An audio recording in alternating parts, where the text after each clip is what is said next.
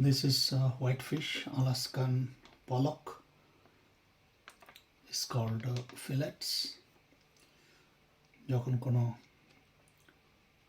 কাটা থাকে না তখন পিস পিস করে সেটাকে বের করে ফেলে পলক মাছ। মাছের নাম হচ্ছে পলক, 800 গ্রাম। এটা আমি প্রতিদিন একদিন পরপর খাই। প্রতিদিন আমি খাই, একদিন আমি চিকেন উইংস খাই দুপুরবেলা সবজির সাথে, আরেকদিন আমি মাছ খাই।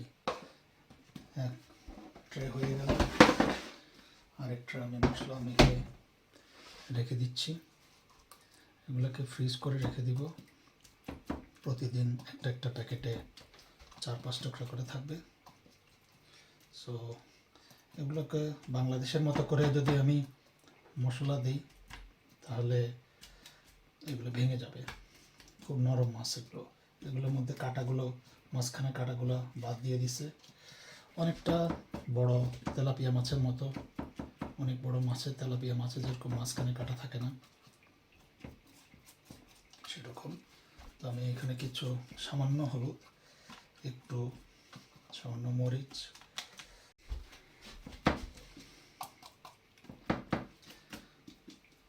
হয়ে গেছে। এখন আমি এর আগে যেগুলো করেছিলাম সেগুলোকে উল্টায় দেব। উল্টানো হয়ে গেছে। এখন আমি এই পাশটাতে আর একটু লাগিয়ে দিচ্ছি মশলা।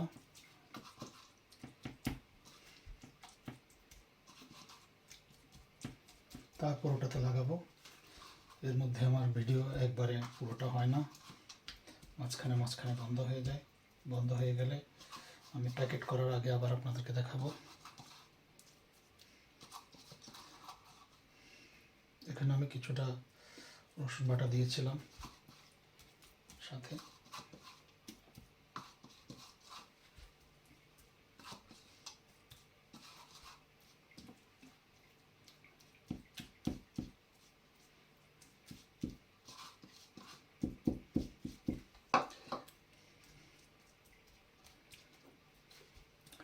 এভাবে কিছুক্ষণ রেখে দিব।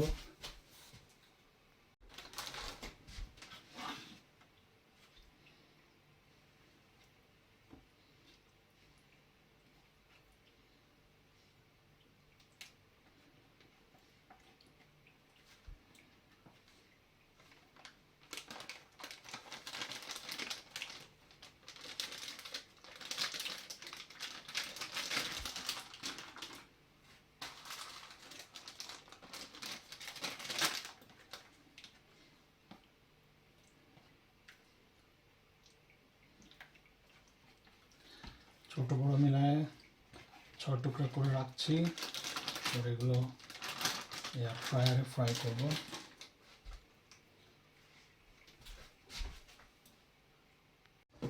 হয়ে গেছে সব প্যাকেট করা। এখন এগুলো বক্সে ভরে রেখে দেবো। প্রতিদিন একদিন অন্তর মাছ খাবো, যখন তখন একটা করে প্যাকেট বের করা হবে। আমি কিন্তু চিকেন খাবো, একটা করে বের করে দিলে আর পুরো বক্স ফ্রোজেন থেকে নরম করা লাগে না।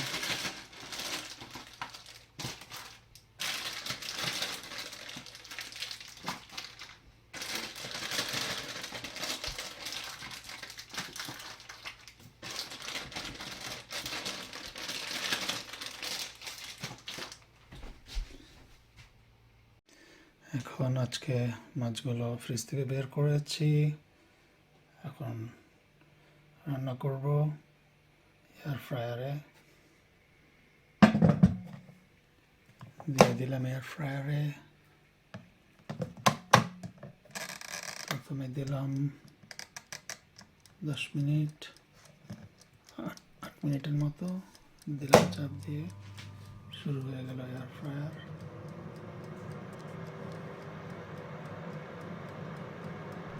মাছগুলো উল্টিয়ে দিলাম। এখন কিছু ভেজিটেবল দিয়ে দিয়েছি। ভেজিটেবলগুলো প্রথমে দিলে এগুলো পুড়ে যায় একসাথে দিলে, সেজন্য